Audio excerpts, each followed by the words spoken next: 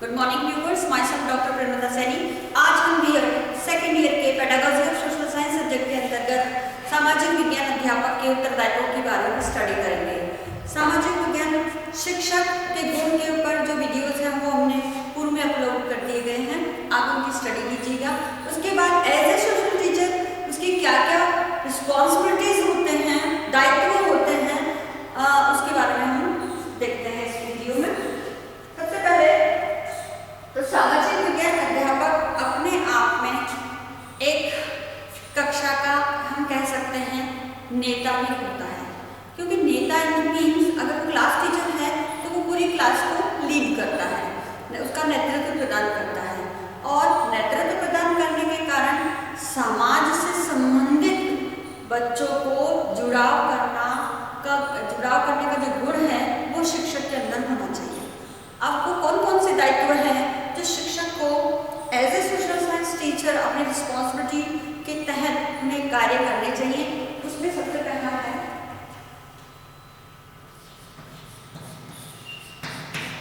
सामाजिक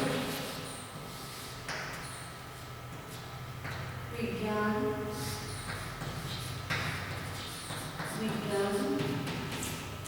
अध्यापक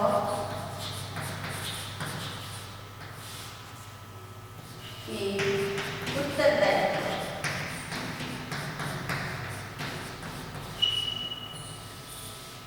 अब as a social science teacher सबसे पहली रिस्पॉन्सिबिलिटी है कि वो अपने सब्जेक्ट के अंतर्गत अपने स्टूडेंट को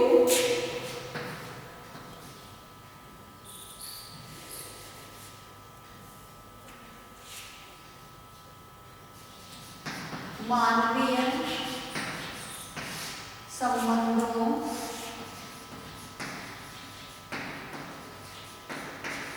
संबंधों की जानकारी प्रदान करेगी। ठीक है, और मानवीय संबंधों की जानकारी प्रदान करने से पूर्व शिक्षक को स्वयं जो मानवीय संबंध है उसका विशेषज्ञ होना आवश्यक है, क्योंकि सोशल साइंस सब्जेक्ट मनुष्य का उसके वातावरण के साथ जो संबंध है उसकी स्टडी करता है। तो इसलिए वातावरण में अन्य व्यक्ति, नेचर, उनके साथ मनुष्य का क्या रिलेशन है, इसका संपूर्ण जानकारी एक सोशल साइंस सब्जेक्ट टीचर को होना आवश्यक है। और जब शिक्षक मानवीय संबंधों का ज्ञाता होगा तो वह अपने बालकों में भी मानवीय संबंधों की अच्छी से जानकारी प्रदान कर सकेगा और समाज से व्यक्तियों के प्रति जो जुड़ाव है उसके गुण जो हम मानवीय गुणों के अंतर्गत शामिल करते हैं, प्रेम है, त्याग है, परोपकार है, सहयोग है, इन सबको स्टूडेंट के अंदर विकसित करने का प्रयास कर सकेगा। वो कब करेगा? जब उसे स्वयं मानवीय संबंधों की जानकारी होगी। सेकंड इसके अंतर्गत आता है कि अतीत एवं वर्तमान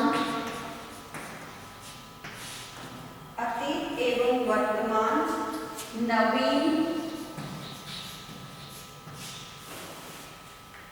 प्राचीन, स्वदेशी,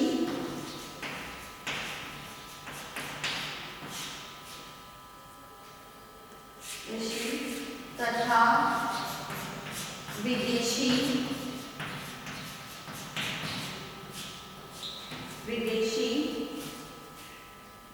समीपस्थ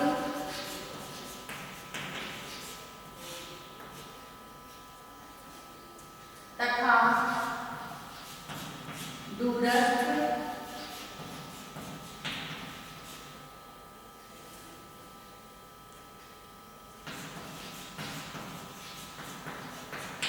विद्यालय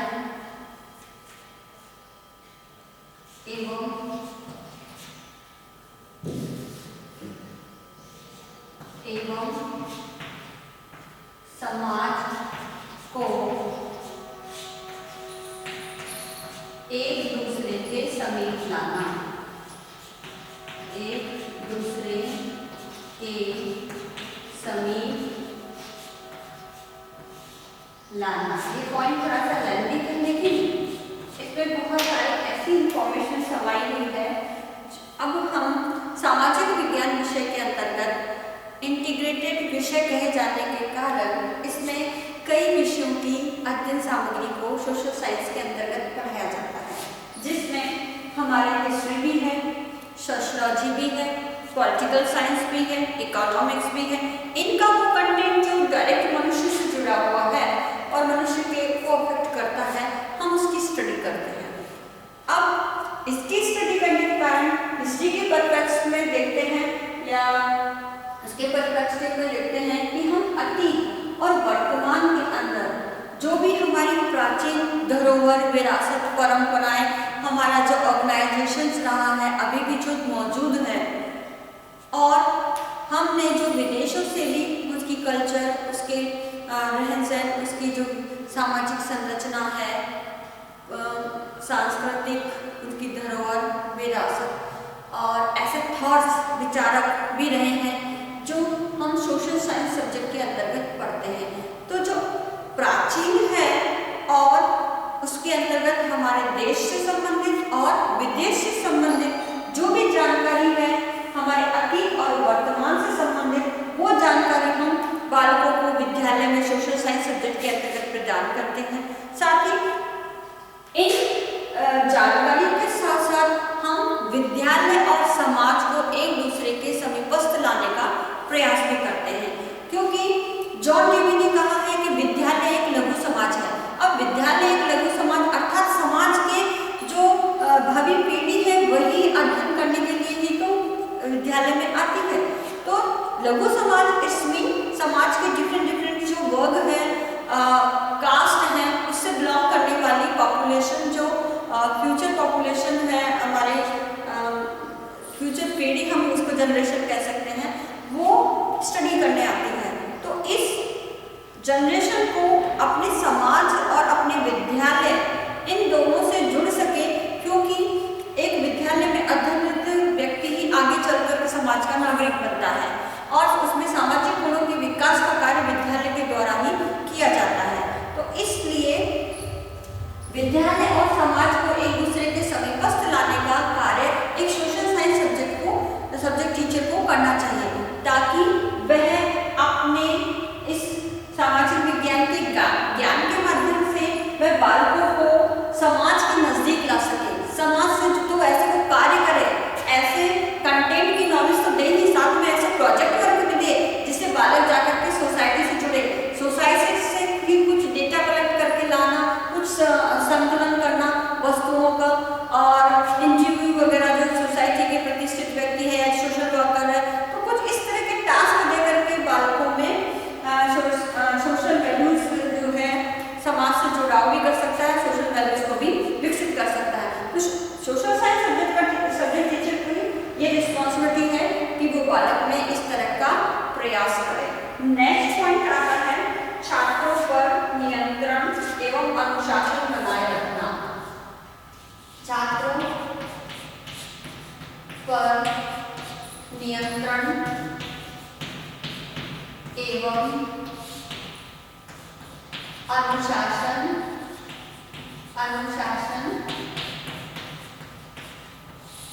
बनाए रखना या बनाना। ठीक है, तो सोशल साइंस सब्जेक्ट टीचर अपने नॉलेज के आधार पर, अपनी पर्सनैलिटी के आधार पर, अपने स्व अनुशासन के आधार पर बालकों में नियंत्रण और अनुशासन के कंसेप्ट को डेवलप करे और स्व अनुशासित होकर अपना एक आइडियल फॉर्म बच्चों के सामने दिखा करके वह इस अनुशासन और नियंत्रण, ताकि क्योंकि शिक्षक अगर क्लास पर नियंत्रण नहीं रख सकता तो उसका जो पढ़ाना है वो एक तरह से सक्सेसफुल नहीं हो सकता, क्योंकि बच्चे अगर अनुशासनहीन होंगे तो जो शिक्षक पढ़ा रहा है बच्चे उस पर ध्यान ही नहीं देंगे, यानी जो शिक्षण अधिगम प्रक्रिया है वो पूरी ही प्रभावित हो जाएगी। तो इस प्रकार सोशल साइंस सब्जेक्ट टीचर को अपने बच्चों पर नियंत्रण और अनुशासन बनाना का उत्तरदायित्व का पालन करना आना चाहिए।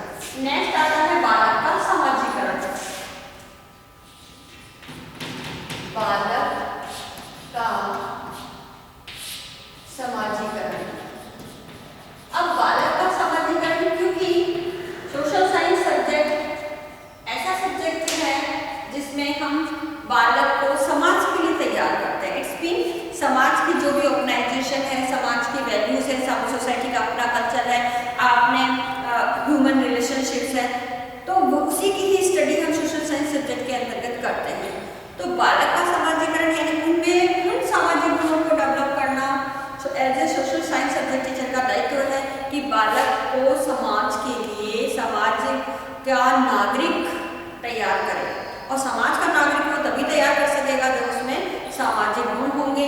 बालक आगे चल करके समाज सेवा से संबंधित कार्यों में संलग्न हो सकेगा।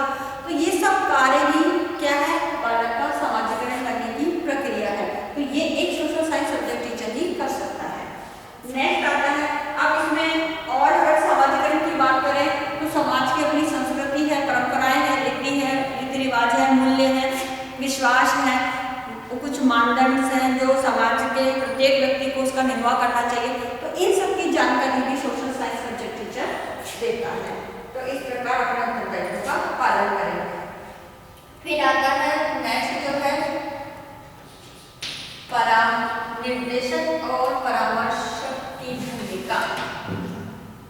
सोशल साइंस सब्जेक्ट टीचर है वो क्या करें, अपने बालकों के लिए निर्देशक और परामर्शक या परामर्श दाता की भूमिका का निर्वाह भी करें।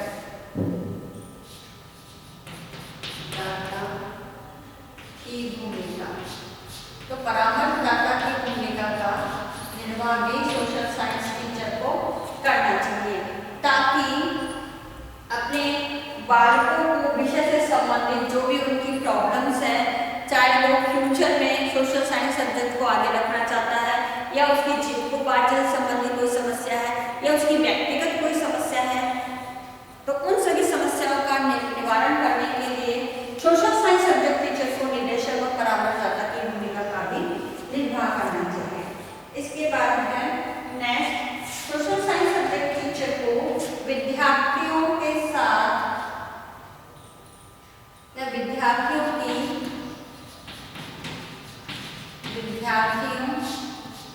की सीखने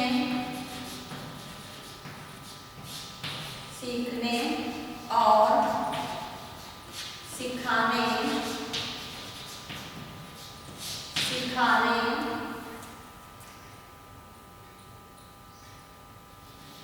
हेतु प्रेरणा स्रोत होना चाहिए। एक मोटिवेशन उन्हें देते रहना चाहिए स्टूडेंट्स को, ताकि वह सोशल साइंस सब्जेक्ट में रुचि के साथ स्टडी करे।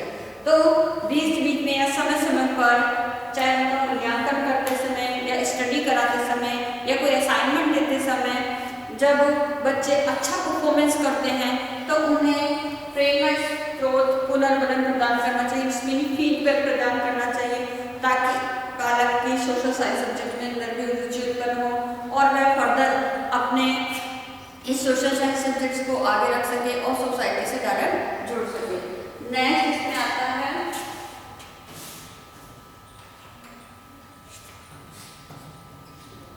बालकों की,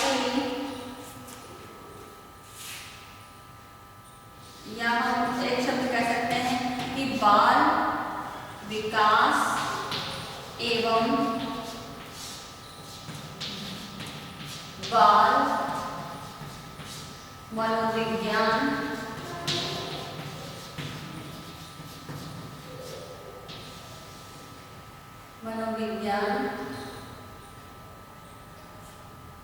का ज्ञान।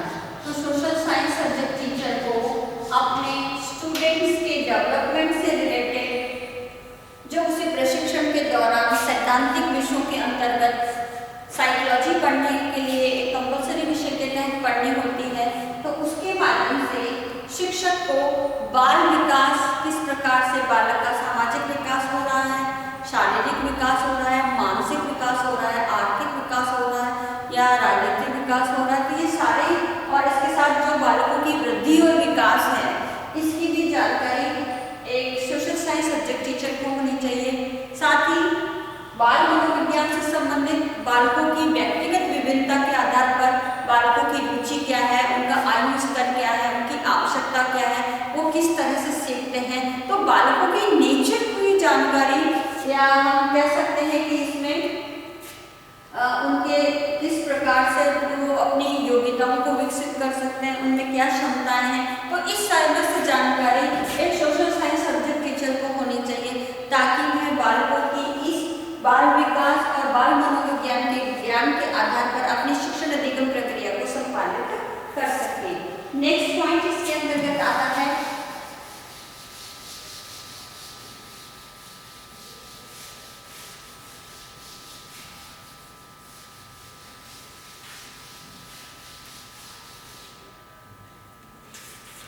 नवीनतम घटनाओं की जानकारी देना।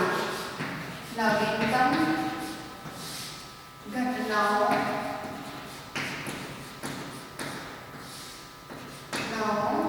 की जानकारी प्रदान करना या देना। तो social science subject teacher society में घटने वाली नवीन घटनाओं की जानकारी अपने शिक्षण के दौरान बालकों को उदाहरण के रूप में या समय समय पर उचित आवश्यकता अनुसार उन्हें प्रदान करें, ताकि बालक सोसाइटी में घटित होने वाली इन समस्त घटनाओं को समझ सके, उनके पीछे के जो कारण है वो उसको भी समझ सके। जैसे अभी इस कोरोना महामारी के दौरान आज सोसाइटी का जो विद्यालय से बिल्कुल एक तरह से कनेक्शन ही कट गया है। हम ऑनलाइन क्लासेस के रूप में स्टडी करा रहे हैं, लेकिन वो उतनी सार्थक नहीं है। लेकिन उसके बावजूद भी हम अपनी स्टडी कराते समय इस कोरोना वायरस को लेकर के हिदायत दें, बालकों को समझाएं और इसका क्या परिणाम होता है, एक तरह से दुष्परिणाम हम कह सकते हैं। तो दुष्परिणाम क्या होता है इसका भी हम बच्चों को अवेयर करें। तो ये एक सोशल साइंस सब्जेक्ट टीचर का उत्तरदायित्व होता है। नेक्स्ट होता है जीवन की व्यवहारिक परिस्थितियों का ज्ञान। जीवन की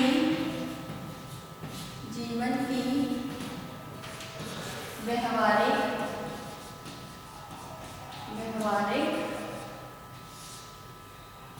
परिस्थितियों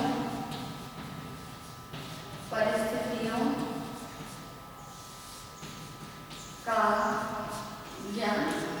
चूंकि सोशल साइंस सब्जेक्ट अपने बालकों को भावी जीवन के लिए तैयार करता है, उसको किस प्रकार से समाज में अपने उत्तरदायित्वों का निर्वाह करते हुए जीवन यापन जीना है, क्या और कौन से जीविकोपार्जन से संबंधित गतिविधियां या क्रियाएं हैं, जिसका जानकारी सोशल साइंस सब्जेक्ट टीचर बच्चों को समय समय पर प्रदान करें, ताकि वह अपने जीवन में व्यवहारिक परिस्थितियों की जानकारी उन्हें हो और वह उनके भावी जीवन हेतु भी लाभदायक हो। नेक्स्ट पॉइंट आता है पाठ्यक्रम का निर्माण करता। पाठ्यक्रम का निर्माण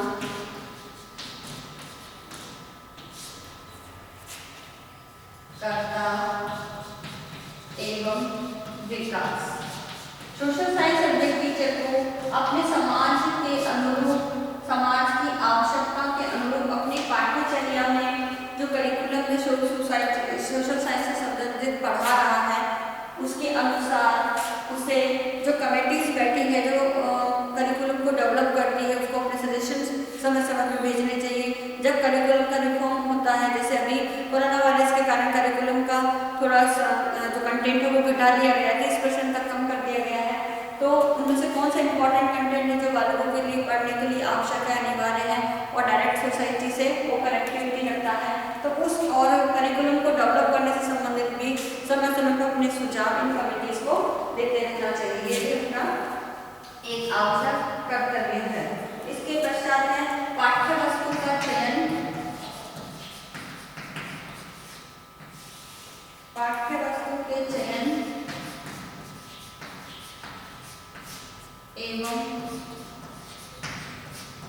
संगठन और सिद्धांतों का ज्ञान।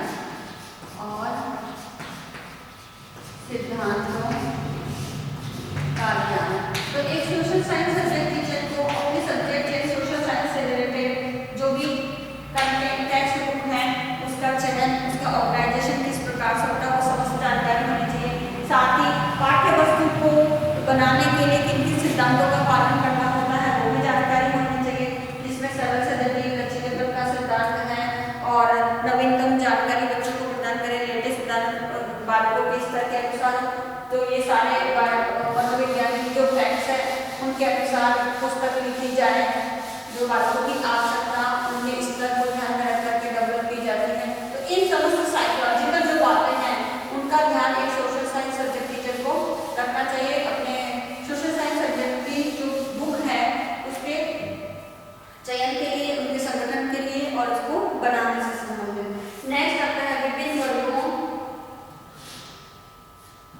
विभिन्न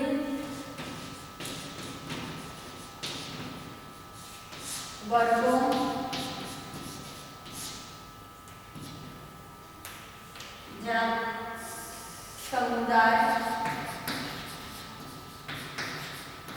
समुदाय समाज समाजों एवं तत्वों के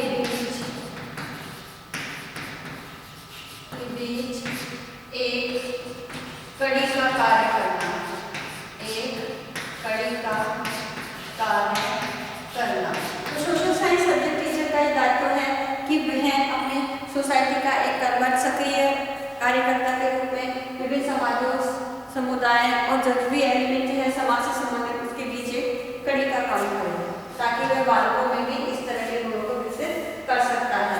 फिर नेक्स्ट आता है सामाजिक संघर्ष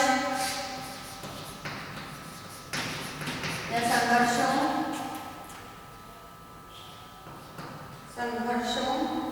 कलह तथा द्वेषों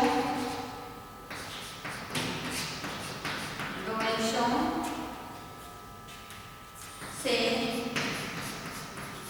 दूर करके एक आदर्श समाज की स्थापना करना। तो सोशल साइंस सब्जेक्ट टीचर का काम है कि बालकों के अंदर इस प्रकार के गुणों को विकसित करें कि बालक प्रेम पूर्वक अपने समाज में रह सके और ऐसे संघर्ष, कलह, द्वेष जो समाज में उत्पन्न होते हैं उनको दूर करते हुए एक आदर्श समाज को स्थापित कर सके। नेक्स्ट इसके अंतर्गत आता है सामाजिक गुणों का विकास करना। सामाजिक गुणों का विकास करना। तो सोशल साइंस सब्जेक्ट टीचर है अपने स्टडी, अपने कंटेंट के माध्यम से बालकों में सामाजिक गुण जैसे त्याग, परोपकार, दया, दुखियों को सहायता करना, इन सब जो गुण है उनको डेवलप करके उनका चारित्रिक विकास करें। इसके पश्चात है प्रभावशाली शिक्षण अधिगम प्रक्रिया। प्रभावशाली शिक्षण अधिगम प्रक्रिया। तो अपनी टीचिंग लर्निंग प्रोसेस को इतना इफेक्टिव बनाएं कि बालक सोशल साइंस सब्जेक्ट में रुचि ले सके। इसके पश्चात आता है उचित कक्षा प्रबंधन।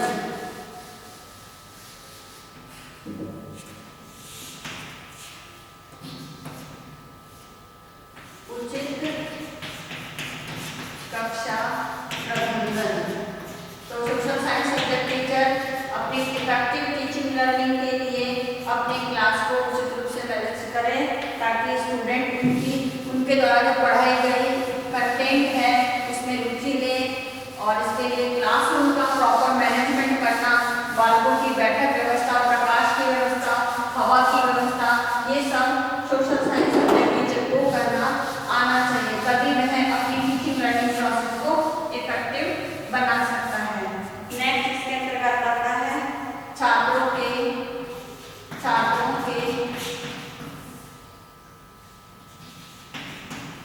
कार्य का वस्तुनिष्ठ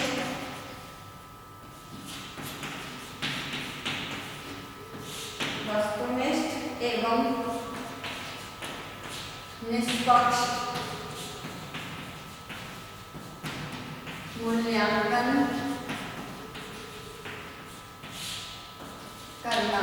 तो एक सोशल साइंस सब्जेक्ट टीचर अपने स्टूडेंट का जो भी कार्य है उसका ऑब्जेक्टिविटी के साथ करे, अपने पर्सनल जो द्वेष है, घृणा है, किसी स्टूडेंट के प्रति ज़्यादा लगाव झुकाव है, उनका ना करते हुए निष्पक्ष रूप से उनके कार्यों का मूल्यांकन करें। फिर है शैक्षिक और व्यावसायिक, शैक्षिक एवं व्यावसायिक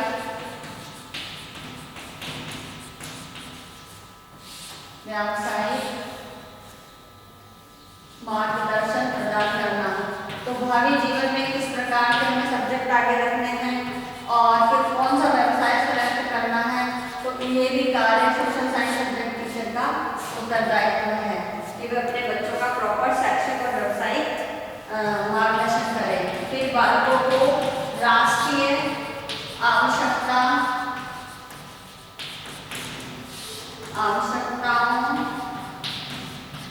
के अनुरूप तैयार करना। तो सोशल साइंस सब्जेक्ट टीचर का भी ये उत्तरदायित्व है कि राष्ट्र की आवश्यकताओं के अनुरूप वे बालक में ऐसे सामाजिक गुणों, राष्ट्रीय गुणों जो राष्ट्रीय विकास में अपना योगदान दे सके उसके अनुरूप तैयार कर सके। इसके पश्चात आता है कि सार्वजनिक परीक्षाओं में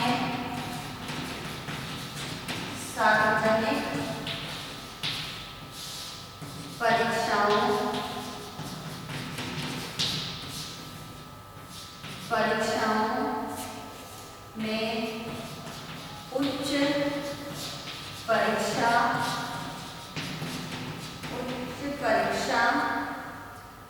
परिणाम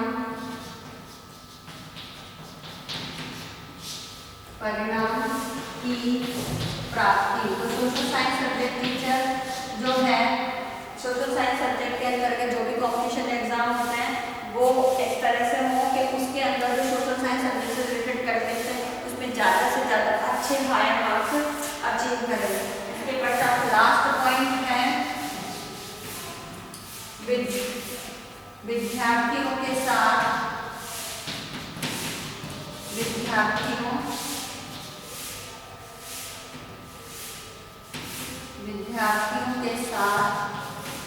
मित्रवत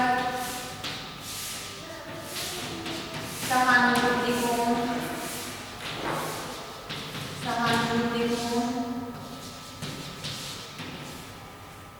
व्यवहार करना।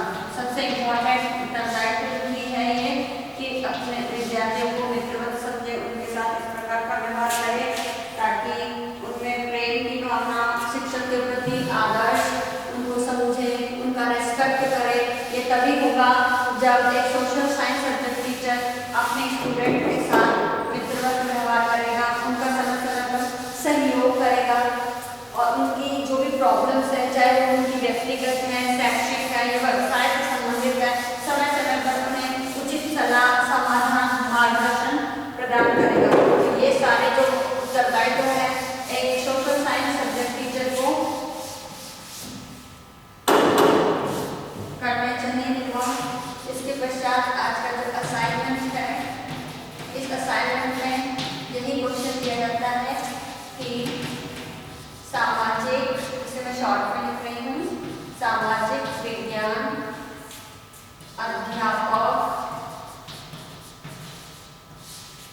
के उत्तरदायित्व का उल्लेख कीजिए।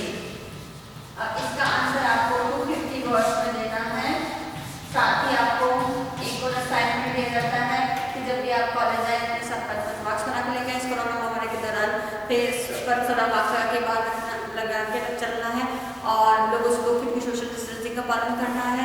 अपने हाथों को बार-बार सैनिटाइज करें या साबुन से धोएं। अपने सोशल मीडिया को भी पहले कोरोना वायरस के एडवाइजरी जो गवर्नमेंट ऑफ इंडिया द्वारा जारी की गई है उसे पोस्ट बनाकर लोगों को शेयर कीजिए। आई होप ये वीडियो आपके लिए यूजफुल होगा। So thank you.